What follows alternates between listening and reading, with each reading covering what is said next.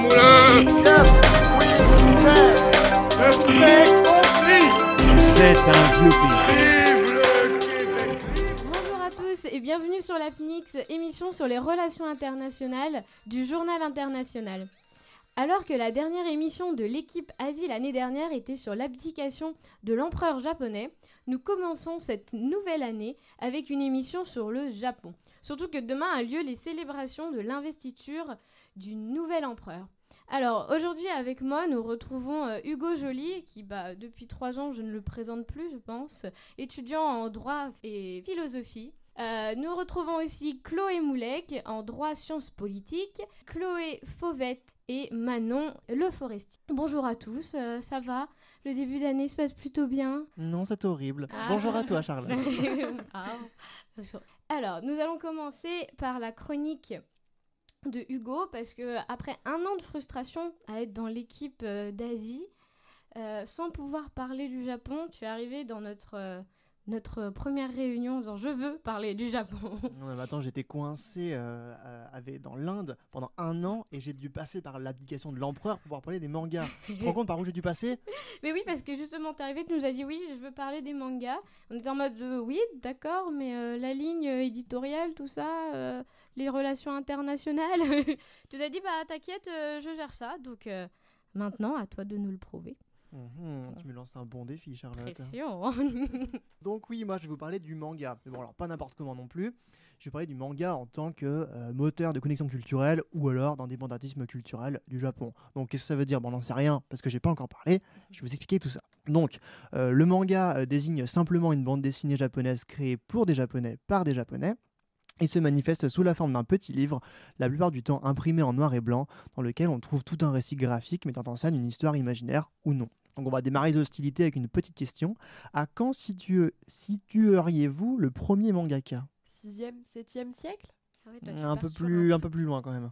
Ouais, parce que Mais je sais pas, moi je dirais c'est un un peu truc tôt. très contemporain, genre pas le 18e, mais presque. Plus tôt du coup. Plus tard que le 6e, mais plus tôt que le 18e.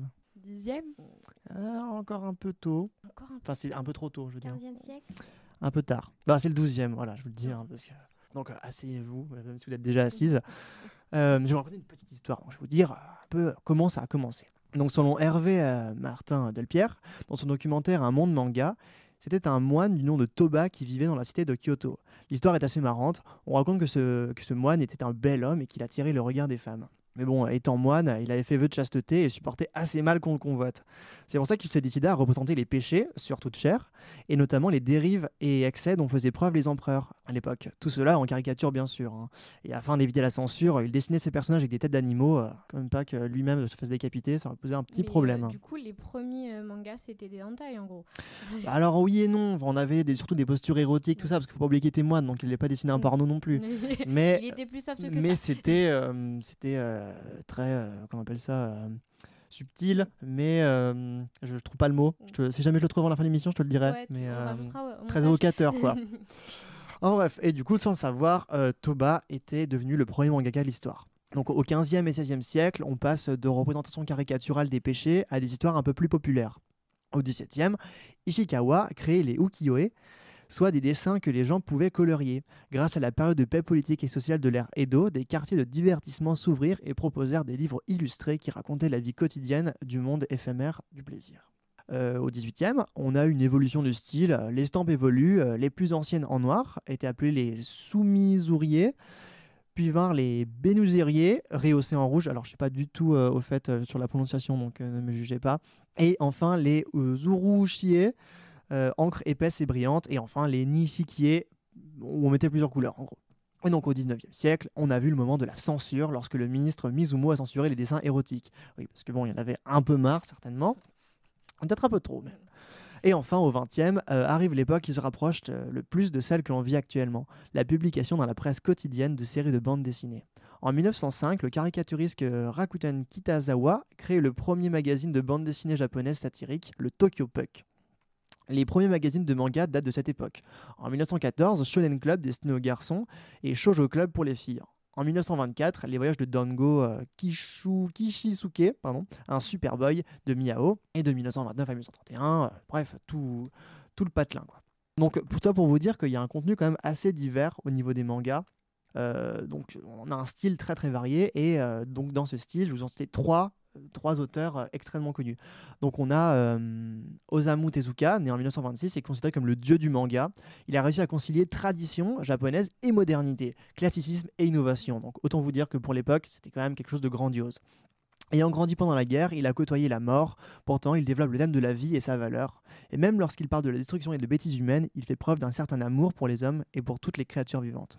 Cet auteur a fait preuve d'une avance considérable sur son temps avec des transplantations d'organes, de pieds, de cornets, dans le film Astro le robot sorti en 1963, qui était quand même un bon précurseur. Puis même ici, c'est encore toujours un classique, hein, Astro le robot quand même. On avait bien ouvert la voie. Et ensuite, en grand auteur, on a Naoki Urasawa, réalisateur du manga Monster. Donc c'est un docteur japonais qui travaille en Allemagne et il se retrouve à pourchasser le mal incarné dans un jeune garçon qui sème le chaos partout où il passe. C'est un manga extrêmement sombre, mais vraiment, vraiment génial. Donc je vous le conseille, hein. Tu Très l'as très lu bien, et tout très bon manga. On attend la critique. Pas tout de suite. Chaque chronique en son temps. Et enfin, on passe à Hayao Miyazaki, dont j'espère que tout le monde connaît son existence, sinon ça va vraiment pas le faire. Totoro, Totoro. Exactement. Voilà, je vous l'ai mis pour la journée. Donc, réalisateur du voyage de Chihiro, Nausicaa de la vallée du vent et tout ça, Totoro, Ponyo. Il faut savoir que ce qui marque vraiment la spécificité de ce réalisateur, c'est sa vision animiste des choses. Il avait vraiment l'idée selon laquelle un esprit se cache dans chaque élément naturel. Donc ça rend vraiment tous ces films extrêmement spirituels, très très poétiques. Et donc après, il s'ensuit une multitude de genres de mangas, tous plus originaux les uns que les autres. On a une grande diversité de styles, avec les shonen, donc pour les garçons, les seinen pour les un peu plus grands, les shoujo pour les filles, les yaoi et hentai, qui est un peu plus érotique, et les kodomo pour les enfants. Bon bref, vous avez bien compris, il y en a pour tous les goûts. Mais il y en a aussi pour toutes les cultures. Dans les mangas, jusqu'à la fin du XXe, on a beaucoup d'emprunts donc des mangas à des modèles occidentaux. Donc on a des emprunts des emprunts de religion. Donc vous prenez Pokémon. Beaucoup de Pokémon sont inspirés de plusieurs croyances différentes. Vous prenez dans les versions X et Y les dieux de la forêt, bon, même si du coup c'est peut-être plus un manga japonais, mais il y en a vraiment pour tous les goûts. On a des représentations artistiques avec l'île aux morts dans Black Butler, qui est un tableau de je ne sais plus trop qui, mais c'est un tableau artistique. Représentation musicale, donc avec la marche des Valkyries de Wagner qui se situe dans Ponyo sur la falaise. Et on a Osamu Tezuka qui s'est beaucoup inspiré de Disney pour faire ses mangas. Donc on peut difficilement faire plus varié. Alors, tu nous dis que tu parles d'indépendance du culturel, mais du coup, le manga, en quoi il a permis au Japon de s'affranchir de ces modèles ? Alors c'est une très très bonne question, Charlotte. Le Japon, porté par les finances américaines, décida de se reconstruire au plus vite et il fallut effectuer un travail assez considérable. Dans ce contexte de production massive, de travail à la chaîne globalisée et d'efforts généralisés, le phénomène manga explose. L'essor du manga a commencé donc après la Seconde Guerre mondiale, où ce dernier a servi de source motivationnelle à la reconstruction du pays. Ces publications avaient pour but d'encourager les masses, et aussi pas mal de propagande. Également, le manga devient un outil de contre-pouvoir. Il critique les normes et les traditions japonaises, et il devient en quelque sorte une échappatoire. C'est le lieu où l'imagination la plus débordante peut s'exprimer et où elle doit s'exprimer. Du fait de leur situation sociale également très complexe, pression sociale énorme, concurrence scolaire permanente, vertu suprême de la fierté à défendre vis-à-vis de sa famille et de sa patrie, dans un contexte de guerre d'après-guerre hyper traumatisant avec les bombes nucléaires, le manga représente un nouveau moyen d'espérer, de s'affranchir de ces mots et d'essayer d'avancer. Donc il faut ainsi attendre une bonne 50aine d'années avant que la culture manga ne s'affranchisse de ces modèles occidentaux et développe son propre univers. Mais bon, qui dit passé violent, dit représentation assez violente. Donc à l'international, la réception n'était pas ouf. La déferlante manga qui a touché l'Europe dans les années 1980 a inondé la France, l'Italie et l'Espagne en devenant très rapidement un produit de grande consommation. C'est la télévision qui a introduit en France des séries d'animation très populaires au Japon comme Goldorak, Albator, Candy, Dragon Ball, Les Chevaliers du Zodiaque ou Olive et Tom. Ces productions nippones soulèvent de nombreuses critiques. Ce mouvement est considéré en Europe comme une sous-culture. On lui reproche en bloc le sexe, la violence et la mauvaise qualité. Une méconnaissance de la culture manga japonaise a fait que les médias français ont proposé aux enfants des émissions qui ne leur étaient pas destinées, mais conçues pour des adolescents, voire des jeunes adultes. Ceci éclaire leur réaction de rejet devant ces émissions venues du Japon. Forcément, elles étaient hyper violentes. Et en France, les dessins animés sont traduits plus adaptés pour convenir à un public enfantin. Donc ça fait qu'on a modifié les génériques, on a enlevé des scènes pour pouvoir un peu diffuser ça. Un peu moins trash, quoi. Voilà, pour pouvoir diffuser ça à un plus large public. Et donc, tout ça pour vous dire que oui, la culture japonaise s'est beaucoup inspirée du modèle artistique occidentaux à ses débuts. dans les livres, les animés, les jeux vidéo, des références religieuses, tout ça, blablabla. Mais il reste quand même intrinsèquement représentatif de la culture japonaise, de ses codes, de sa vision du monde, de ses traumatismes, de ses traditions. Et je me disais qu'on pouvait conclure sur le fait que le manga, c'est un connecteur culturel quand même. Il véhicule un idéal qui, par son emprunt à d'autres cultures, réussit à devenir indépendant et autonome, à proposer un contenu du Japon pour le Japon et à le proposer au monde entier. Ce qui en soi, pour le coup, est assez original. Surtout que l'importance des mangas en France, en Europe, avec les Japan Touch, les Japan Expo, je connais pas l'équivalent, mais aux États-Unis, il y a les Comics Con, il y en a un équivalent pour les mangas. C'est quand même impressionnant que ce soit fait pour les Japonais et finalement qu'on en retrouve partout dans le monde. Mais c'est ça qui est incroyable, c'est que c'est très très insidieux au niveau du manga. Ça sous-tend vraiment quelque chose d'énorme et qu'on voit pas forcément sans creuser. Il n'y a pas juste les petits dessins animés pour enfants, un peu les filles qui cherchent et puis garçons. Il y a vraiment un côté très spirituel dans la plupart. Dès que tu cherches un petit peu, c'est très très chargé. C'est ça. Alors du coup, on va continuer sur l'art avec une chronique proposée par notre duo de Chloé Fauvette et de Manon, parce que vous êtes intéressés du coup à l'art traditionnel japonais et son lien avec la mafia. Mais vous nous avez prévu une petite animation. Alors pour commencer notre nouvelle chronique, enfin notre première chronique, nous allons démarrer par un petit quiz. Alors à votre avis, quelle est la pratique qui est interdite au Japon ? Alors, nous avons 3 propositions. A. Défiler dans la rue avec un déguisement en forme de sexe masculin. B. Créer une embarcation flottante en forme de vulve. Ou C. Utiliser une jeune femme comme assiette sur laquelle on pourrait déguster d'excellents sushis. Là, mais c'est très tendancieux tout ça. Moi, je dirais la représentation de vulve. Ils sont pas trop pour la représentation de vulve pour moi. Plus de bites. Tout à fait, tout à fait. C'est complètement vrai. Oui, il est possible en fait au Japon de se présenter en pleine rue vêtu d'un déguisement en forme de sexe masculin ainsi que tout autre accessoire de cette même forme lors de la fête Kanamara Matsuri, autrement appelée la fête du pénis de fer. Mais du coup, il n'y a qu'à ce moment-là qu'ils se baladent en forme de bite quand même. Oui. Après, ça se calme un peu. Et du coup... on peut aussi manger sur une femme complètement nue. Ça vient d'une pratique traditionnelle, donc c'est le Nyatai Mori ou encore le cannibalistique sushi.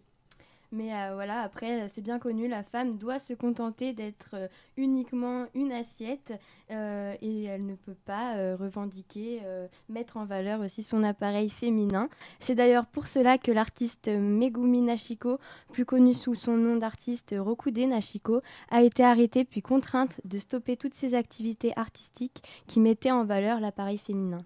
L'art japonais défendu par l'artiste Rokude Nashiko défend des principes féministes mettant en valeur le sexe féminin à travers des peluches, des dessins, des autocollants, des t-shirts et autres objets du quotidien. Donc voilà pour cette introduction du moins un peu cocasse, mais nous allons maintenant nous consacrer véritablement sur l'art japonais traditionnel. Donc, pour caricaturer l'art japonais, on peut dire que celui-ci représente beaucoup de formes florales ou encore des formes religieuses, des tatouages, bien loin de l'art de Rokude.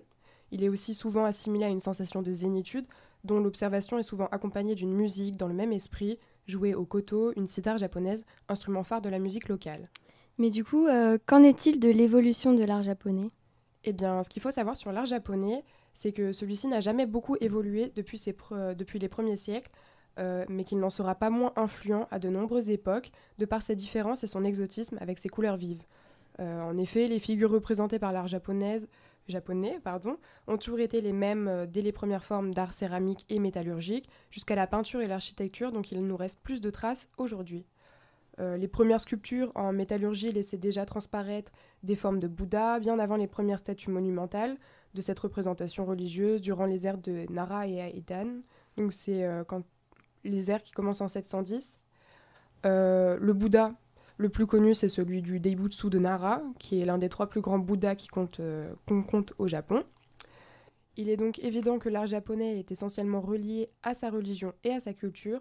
C'est aussi au Japon que va naître la pensée shintoïste, qui vénère la nature et tout élément naturel en leur accordant une valeur sacrée.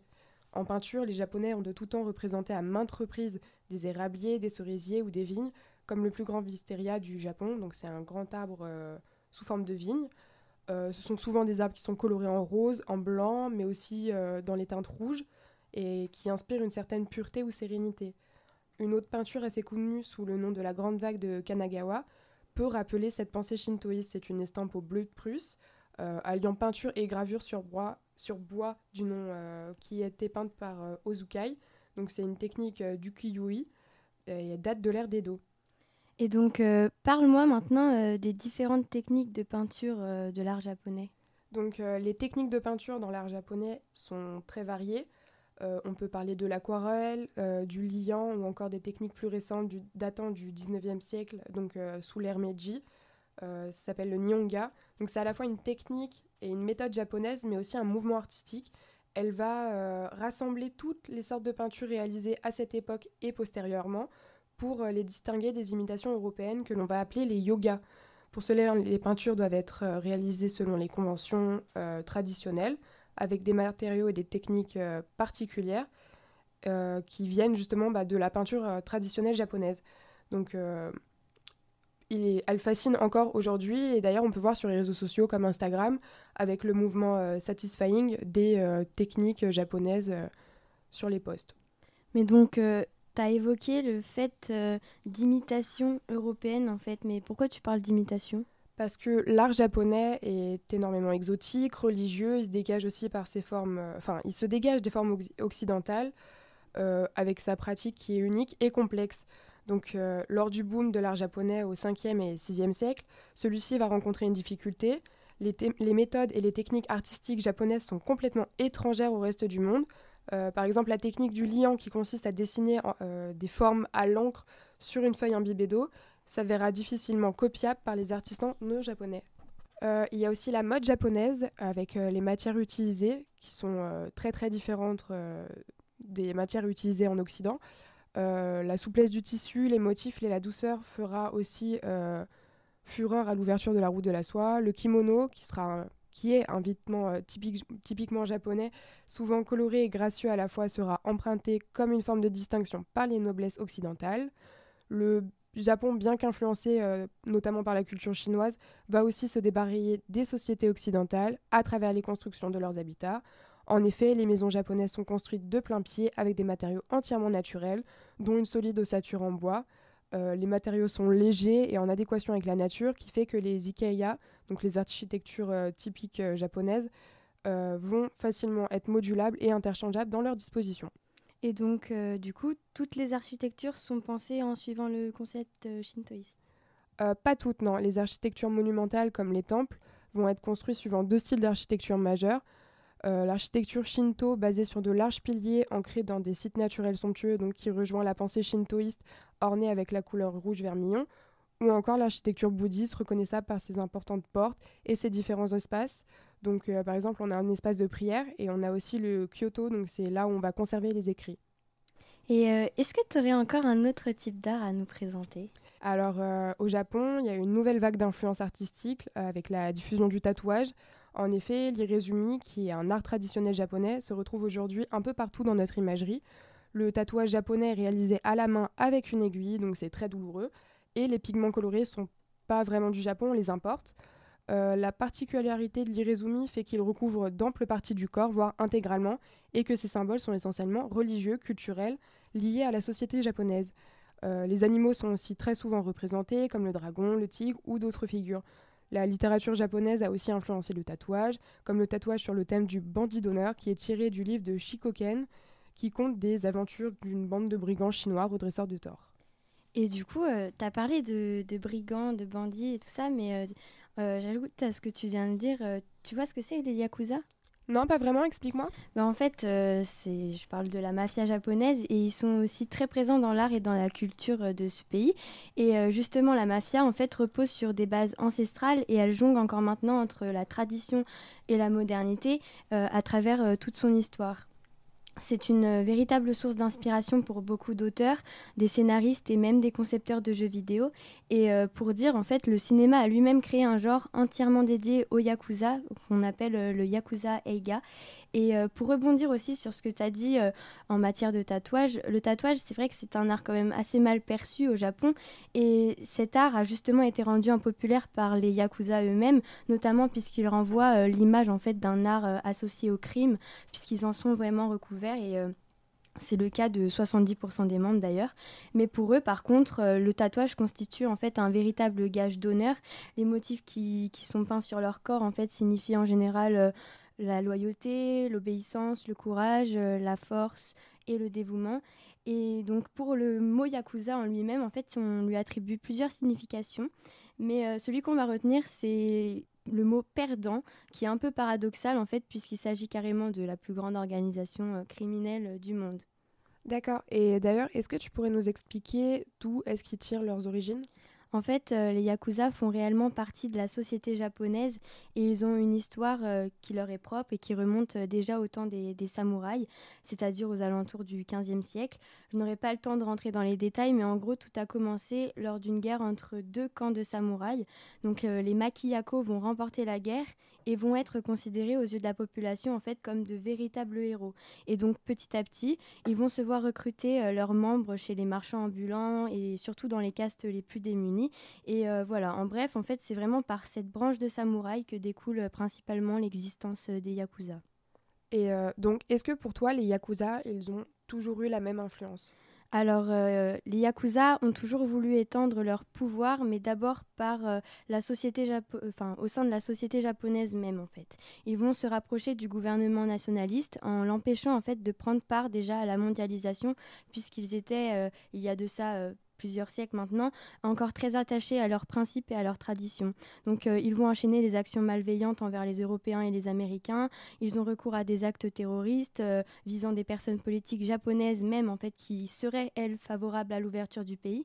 Mais c'est surtout pendant la fin de la Seconde Guerre mondiale en fait. Enfin, c'est une période vraiment très importante dans l'histoire de la mafia japonaise où le Japon voilà, se retrouve vaincu et est occupé par les Américains.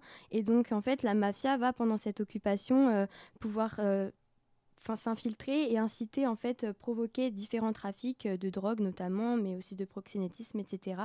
Et c'est également la période où le business des mafias étrangères coréennes, taïwanaises voilà, décrédibilise en fait le pouvoir japonais, ce qui va permettre aux Yakuza en fait de s'initier un peu, de collaborer avec le gouvernement pour justement lutter en fait contre les mafias étrangères. Donc on dira en fait que les Yakuza ont eu un double pouvoir pendant cette période en bénéficiant à la fois du soutien des hommes politiques mais également en fait en statuant comme vraiment des héros de la population japonaise puisque vraiment pendant cette période ils ont eu la mainmise sur le marché noir en fait ce qui leur permettait de subvenir aux besoins de la population. Donc, depuis le début du clan, celui-ci, il n'a fait que s'étendre par la suite. Alors, déjà, en fait, dans les années 60, le nombre de membres au sein des Yakuza a été considérable, on en comptait plus de 200 000. Mais en fait, il y a eu quand même des conflits au sein des différents clans qui ont terni l'image des Yakuza au point qu'en 1992, le gouvernement japonais a décidé d'instaurer une loi anti-gang, ce qui a provoqué en fait le déclin du nombre de membres au sein des Yakuza. Il passe à 60 000, ce qui reste quand même très considérable. Donc voilà. À cause de ça, ils se voient contraints en fait, d'adopter le statut d'association ou d'entreprise afin d'assurer un cadre légal à leurs affaires, même si on le sait, voilà, ça n'empêchera pas du tout la continuité de leurs activités clandestines qui vont perdurer. La mafia japonaise aujourd'hui, elle représente quoi exactement? Plutôt un comité ancestral et traditionnel ou est-ce qu'il conserve une influence importante dans le monde moderne? Alors déjà actuellement au niveau du recrutement entre guillemets des Yakuza, il se fait plus uniquement vers les milieux défavorisés, il s'est quand même étendu, mais cette notion d'exclus de la société reste quand même à prendre en compte et reste très importante puisque bien sûr ils vont se voir recruter vers les plus pauvres en fait, et les pauvres en eux-mêmes vont vouloir se réfugier dans la mafia pour pallier à la misère.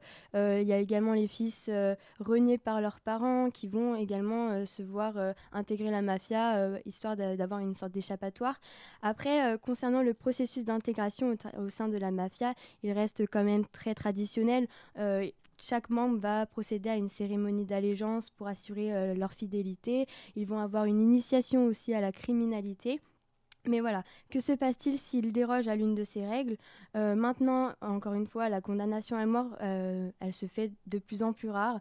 En général, les yakuza sont disgraciés ou exclus, mais il peut quand même arriver, en cas de faute très grave, qu'un yakuza puisse en venir à pratiquer le seppuku. C'est un suicide par auto-éventration. Donc, très très glauque, oui, oui. Mais sans ça et sans en arriver jusque-là, une pratique un peu plus...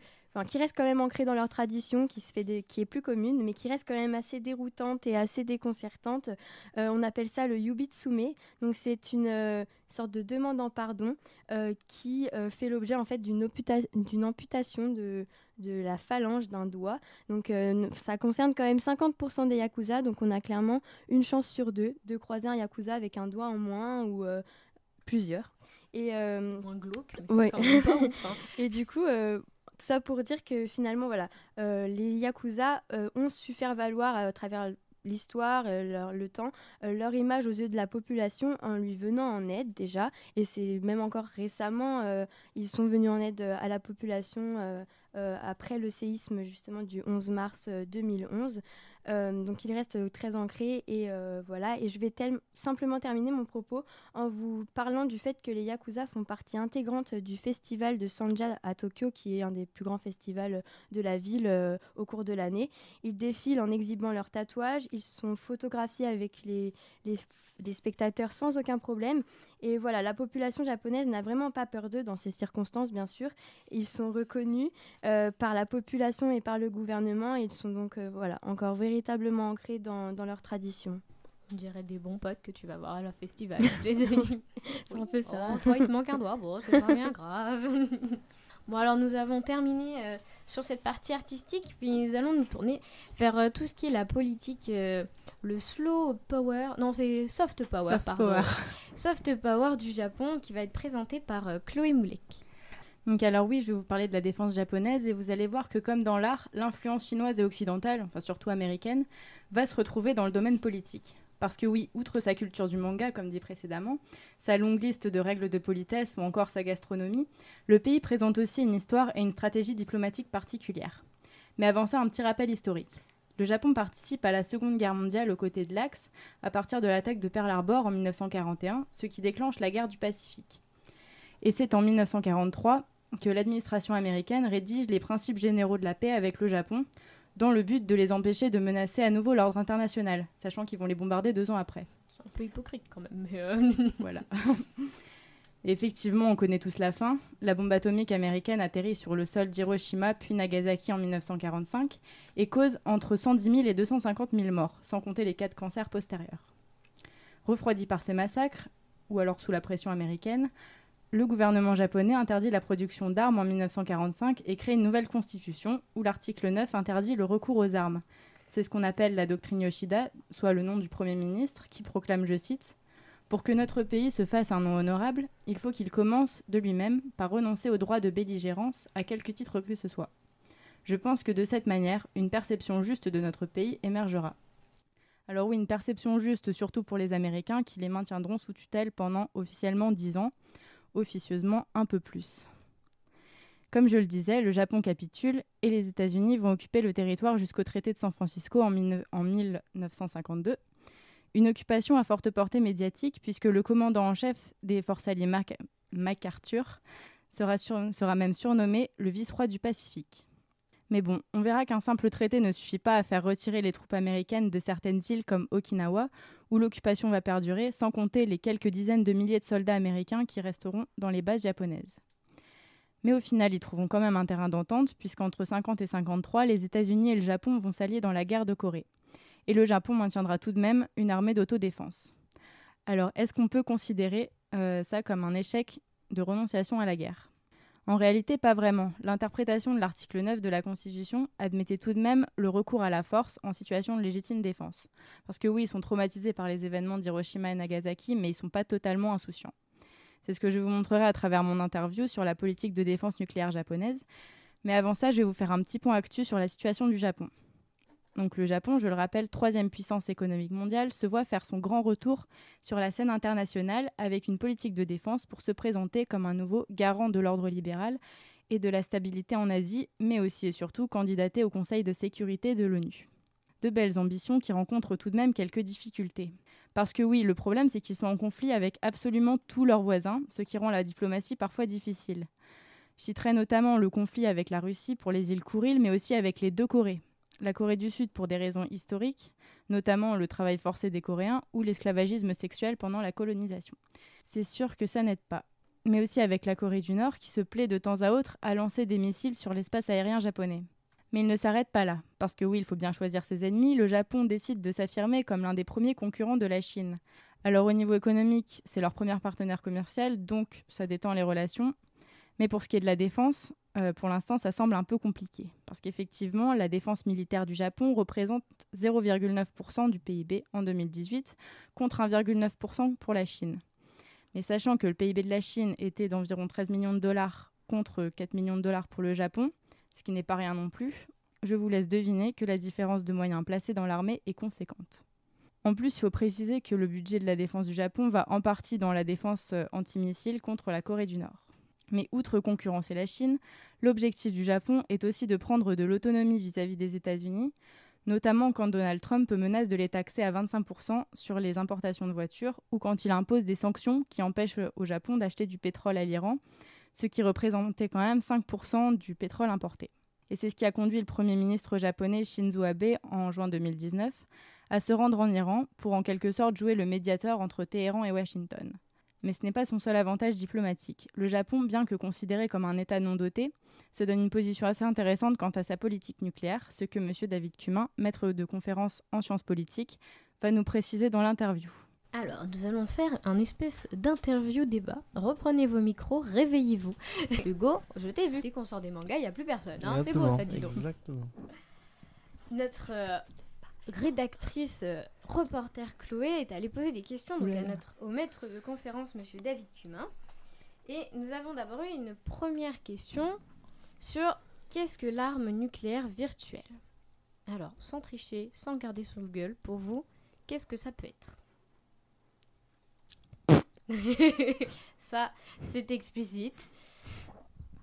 Vas-y, Manon, je te vois danser. Moi, j'ai une petite idée. C'est le Japon, il possède pas d'armes nucléaires, mais il a les sources pour en fonder une. Du coup, c'est peut-être une puissance nucléaire en devenir. Donc pour toi, elle aurait les moyens, mais elle l'aurait pas, c'est Ouais. ça? Il n'y a pas l'envie politique encore. Ah, je crois comprendre ce que tu entends par virtuel. Ok, si virtuel, ça signifie en puissance, donc ça fait que c'est une puissance nucléaire en puissance. Donc elle est doublement en puissance. Non, là, tu nous as tous perdus. Virtuel, ça veut dire qu'il. Tape la philo. Bah non, mais c'est ça, en philo, en puissance, enfin virtuel, c'est en puissance et qui est. En puissance, en devenir. Alors, vous n'êtes pas très loin. La virtualité nucléaire japonaise, cela signifie 2 choses. Que le Japon a acquis depuis au moins 50 ans la capacité technique de fabriquer et de déployer un arsenal nucléaire avec tout ce qu'il faut, c'est-à-dire les avions, les missiles, les sous-marins, premièrement. Et puis deuxièmement, le Japon cultive cette capacité sinon en la proclamant, du moins en la déclarant. Autrement dit, si le Japon est menacé très sérieusement, le Japon pourrait se doter d'un arsenal, et dit-on, de la taille de celui de la France, en 6 mois. C'était les estimations quand j'ai commencé à travailler sur cette question il y a 20 ans. Je suppose que depuis, la chose est encore plus assurée. Donc c'est à la fois une capacité objective et puis un discours qui est un peu implicite, mais parfois assez explicite. Et c'est un discours aussi bien à destination d'éventuels adversaires, Corée du Nord, Chine, Russie, que aussi vis-à-vis de l'allié américain. Sous-entendu, il ne faut pas que l'allié américain lâche le Japon, sinon le Japon pourrait estimer que c'est là une circonstance exceptionnelle qui permettrait de s'affranchir du TNP. Maintenant que nous avons eu la réponse de qu'est-ce que cette arme nucléaire virtuelle, est-ce que vous pensez que le fait qu'elle soit pas réelle mais qu'elle soit uniquement virtuelle du coup peut permettre au Japon de s'affranchir dans sa région où, rappelons-le, il y a quand même la Chine qui a le deuxième budget militaire.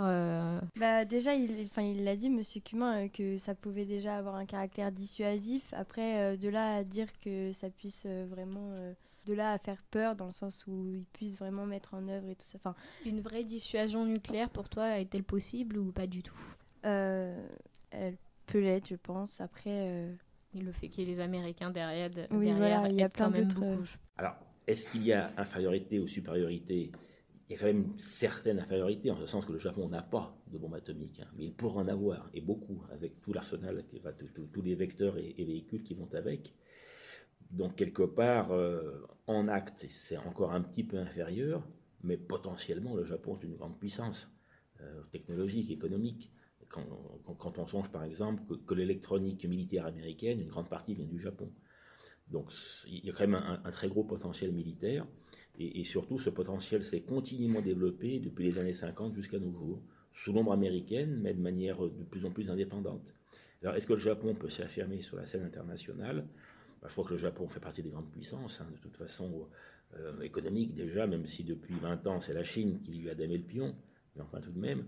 Donc le Japon dans la région, c'est quand même un acteur incontournable, et puis sur la scène mondiale, c'est quand même un pays qui compte, hein. Mais c'est un pays, si vous voulez, par rapport à la France ou à l'Amérique, c'est pas un pays qui fait beaucoup parler de lui, ce n'est pas un pays universaliste, c'est un pays qui est national, l'intérêt national d'abord. Il n'y a pas un discours, le Japon ne promeut pas une idéologie universaliste ou révolutionnaire, style droit de l'homme, ou style autrefois le socialisme. Donc le Japon, c'est un pays discret, mais sa puissance est quand même à tout niveau, elle est très grande, hein. Les forces armées japonaises ont un niveau de maîtrise terre-mer-air extrêmement élevé, et également aérospatial, hein. Je vous rappelle qu'il y a quelques mois, le Japon a réussi à faire exploser un astéroïde depuis une sonde lancée dans l'espace. Donc ils ont quand même des capacités jusqu'à aérospatiales qui sont quand même impressionnantes. Du coup, est-ce que vous pensez que la politique de défense de Shinzo Abe, par conséquent de cette volonté de réaffirmer sa puissance, pourrait conduire le Japon à acquérir une réelle autonomie vis-à-vis des États-Unis? Ah, ça c'est la grande question, effectivement. Le Japon a maintenu l'alliance avec les États-Unis depuis 1951, c'était renouvelé tous les 10 ans, durant la guerre froide. Après la guerre froide, il y a eu un grand renouvellement en 1997. Depuis, donc, on a souvent parlé d'une rupture ou d'un éloignement du Japon par rapport à l'Amérique. Ça ne s'est pas fait. Ça ne s'est pas fait. Le Japon a tenu à garder les liens militaires avec l'Amérique face à la Corée du Nord, face à la Chine populaire, sinon face à la Russie. Les liens se sont un petit peu distendus en ce sens que le Japon pourrait se passer des États-Unis. Il a les capacités techniques pour aller au nucléaire, pour se doter d'une force complète. Mais son opinion le considérerait mal. Les États voisins seraient très inquiets. Donc pour le Japon, mieux vaut garder un profil bas, et par rapport à l'opinion, et par rapport aux voisins. Et donc l'alliance avec l'Amérique, à la fois, c'est une assurance pour le Japon, mais en même temps, ça rassure aussi les pays voisins du Japon. Ils se disent, le Japon ne restera lié à l'Amérique, donc ne se lancera pas dans de nouvelles aventures. Et c'est vrai que c'est une alliance qui a, dès le début, et qui avait une double fonction. C'était pas seulement protéger le Japon, c'était aussi rassurer les voisins. Et donc ça, je pense pas. Aujourd'hui, la Chine populaire, je pense pas qu'elle serait... On pourrait se dire que le Pékin souhaite une rupture entre Tokyo et Washington, mais c'est pas si sûr que ça. Pas si sûr que ça. Je pense que les pays de la région préfèrent un Japon lié aux États-Unis qu'un Japon complètement indépendant. Je pense pas qu'à ce jour... Qu'est-ce qui peut changer à ce jour? C'est que l'administration Trump, elle promeut un néo-protectionnisme. Y compris, pourquoi pas vis-à-vis du Japon. On sait que l'industrie américaine a été ravagée par la concurrence japonaise, allemande, coréenne, chinoise. Alors, si effectivement Trump il veut se désengager, comme Nixon autrefois, mais en même temps, je ne pense pas que ça aille jusqu'au bout, si vous voulez. Donc je ne pense pas que l'Amérique, elle veut y mettre fin au traité de sécurité mutuelle, ni qu'elle veut y mettre fin à l'OTAN, par exemple. Donc je crois qu'il y a une autonomie croissante du Japon, mais toujours il y a l'aile américaine pas loin. Donc je ne pense pas qu'il y ait une rupture. C'est pas le style des Japonais, la rupture, hein, c'est la discrétion. Il peut y avoir on peut poursuivre dans distendre les liens, mais les rompre, ça m'étonnerait. Du coup, Chloé, dans ton interview de Monsieur Cumin, vous avez parlé de l'armée japonaise. Pourtant, dans mes souvenirs lointains de collège, après la Seconde Guerre mondiale, le Japon n'avait pas eu le droit de créer, ou c'était auto-interdit de former une armée. Je me souviens pas exactement. Est-ce que tu pourrais m'éclaircir ce sujet ? Oui, alors oui, officiellement, en fait, après la Seconde Guerre mondiale, qu'ils ont recréé leur constitution, et l'article 9 disait que le Japon renonçait à avoir une armée, donc avoir des forces belligérantes. Mais sauf que en 1950 jusqu'à 1953, je crois, il y a eu la guerre de Corée. Et donc les Japonais... Quelques tensions dans la région, du coup. Voilà, quelques tensions, et surtout des intérêts pour les Américains qui se sont alliés aux Japonais, et donc à ce moment-là... ils avaient plutôt intérêt à pouvoir se défendre et se battre. Donc c'est à ce moment-là qu'ils ont créé une sorte de statut d'autodéfense. Donc c'est leur statut actuel. Et en fait, ils se basent sur l'article 51 de la Charte des Nations Unies, donc qui a été approuvé par les États-Unis. Et du coup, c'est quoi déjà l'article 51 ? Oui, pardon. Donc c'est le droit à l'autodéfense, en fait, tout simplement. D'accord. Ce qui est plutôt légitime de la part d'un État. Voilà, mais du coup, c'est un peu ça qui fait l'originalité du Japon, c'est que leur politique de défense ne se base pas sur leur constitution, mais sur un article de la Charte des Nations Unies. Et donc, pour terminer cette émission, je vais poser une dernière question à David Cumin.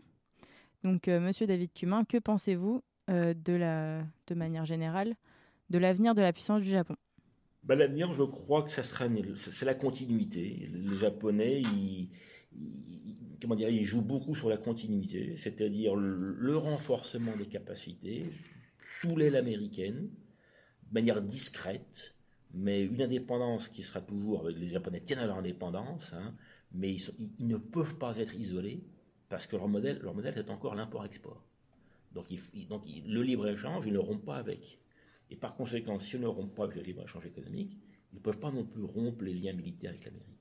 Donc c'est un pays qui continuera de faire partie du système international, en position forte, mais pas dans l'isolement. Alors, merci Chloé d'avoir interviewé Monsieur Cumin. Merci à Monsieur Cumin d'avoir accepté. Et merci à tous, surtout de nous avoir écoutés pour cette première émission. Retrouvez-nous sur Spotify, Facebook, YouTube et bien sûr le site du Journal International. Et à la semaine prochaine avec Titouan Boulanger et sa nouvelle équipe. Ici, Jean Moulin.